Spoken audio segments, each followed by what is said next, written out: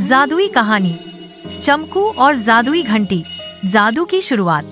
ये कहानी है सोनापुर नाम के एक प्यारे से गांव की। इस गांव में एक नन्हा सा बच्चा रहता था। नाम था चमकू। चमकू बहुत जिज्ञासु था। उसे हर नई चीज जानने का शौक था। गांव के बाहर एक पुराना बरगद का पेड़ था। सब कहते थे शाम के बाद वहां मत जाना, वो पेड़ जादुई है।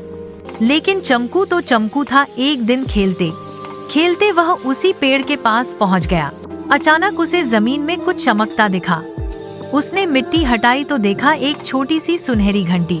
जैसे ही चमकू ने घंटी बजाई, टिन टिन टिन, चारों तरफ रंग बिरंगी रोशनी फैल गई और सामने प्रकट हुई एक नन्ही परी मुस्कुराकर बोली, चमकू, ये कोई साधारण घंटी नहीं, ये है जादुई घंटी। लेकिन याद रखना, इसे सिर्फ अच्छे काम के लिए ही बजाना। चमकू खुशी से उछल पड़ा। अब उसके पास जादू था, लेकिन उसे ये नहीं पता था कि इस घंटी के साथ एक बड़ी जिम्मेदारी भी जुड़ी है। और दूर कहीं कोई और भी था जो इस घंटी को पाना चाहता था। अगली सुबह चमकू की आंख खुलते ही उसने सबसे पहले जादुई घंटी को देखा। घंटी धूप में और भी ज्यादा चमक रही थी। उसी दिन गांव में हलचल मची हुई थी। किसान काका की फसल सूख रही थी और नदी का पानी भी बहुत कम हो गया था। चमकू को परी की बात याद आई। घंटी सिर्फ अच्छे काम के लिए। उसने धीरे से घंटी बजाई, टिन टिन। जैसे ही आवाज गूंजी, आसमान में बादल छा गए और हल्की बारिश होने लगी। खेत हरे भरे हो गए। सारे गांव वाले खुश हो गए। सब चमकू की तारीफ करने लगे। लेकिन तभी एक अजीब बात हुई। घंटी की चमक थोड़ी कम हो गई।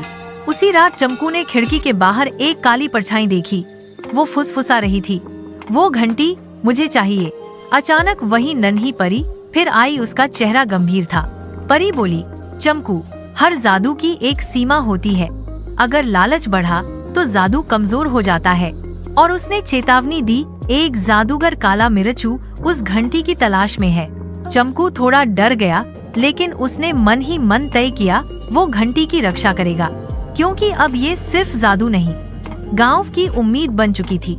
शाम होते ही गांव के बाहर अंधेरा गहराने लगा। हवा अजीब सी आवाज करने लगी। हु अचानक जमीन हिलने लगी और धुएं के बीच से प्रकट हुआ जादूगर काला मिर्चू। उसकी टोपी टेढ़ी थी और हाथ में काली छड़ी। वो बोला, चमकू, घंटी मुझे दे दो, मैं उससे बहुत बड़ा जादू करूँगा। चमकू ने हिम्मत करके कहा, नहीं, ये घंटी अच्छे काम के लिए है। इतने में चमकू के दोस्त गोलू और पिंकी भी आ गए। तीनों एक दूसरे का हाथ पकड़कर खड़े हो गए। काला मिर्चू गुस्से से चिल्लाया, अगर दोस्ती दिखाओगे तो जादू दिखाऊंगा। उसने काला जादू किया और चारों तरफ अंधेरा छा गया। चमकू को परी की बात याद आई, अकेले नहीं, मिलकर। तीनों दोस्तों ने मिलकर घंटी बजाई, टिन टिन टिन। घंटी से सुनहरी रोशनी निकली जो दोस्ती की ताकत से और भी तेज हो गई। काले जादू को रोशनी ने भगा दिया। काला मिर्चू डरकर भाग गया, लेकिन जाते जाते बोला, मैं फिर लौटूंगा। परी प्रकट हुई और मुस्कुराई, तुमने साबित कर दिया सबसे बड़ा जादू है दोस्ती। लेकिन घंटी अब बहुत हल्की चमक रही थी। सुबह की धूप के साथ घंटी की चमक लगभग खत्म हो चुकी थी। चमकू उदास हो गया, क्या अब जादू खत्म हो गया? उसी पल नन्ही परी फिर प्रकट हुई। वो बोली, नहीं चमकू, जादू खत्म नहीं हुआ, अब वो तुम्हारे अंदर है। परी ने बताया, जादुई घंटी तब तक काम करती है जब तक लोग जादू पर निर्भर रहते हैं। अब गांव वालों ने आपस में मिलकर मेहनत करना सीख लिया है। घंटी धीरे धीरे एक साधारण घंटी बन गई, लेकिन चमकू के चेहरे पर मुस्कान आ गई। गांव वाले अब एक दूसरे की मदद करते थे। खेत हरे रहते, बच्चे मिलकर खेलते। और जादूगर काला मिर्चू, वो फिर कभी नहीं लौटा, क्योंकि उसे समझ आ गया, जहाँ दोस्ती और अच्छाई होती है, वहाँ बुरा जादू टिक नहीं पाता।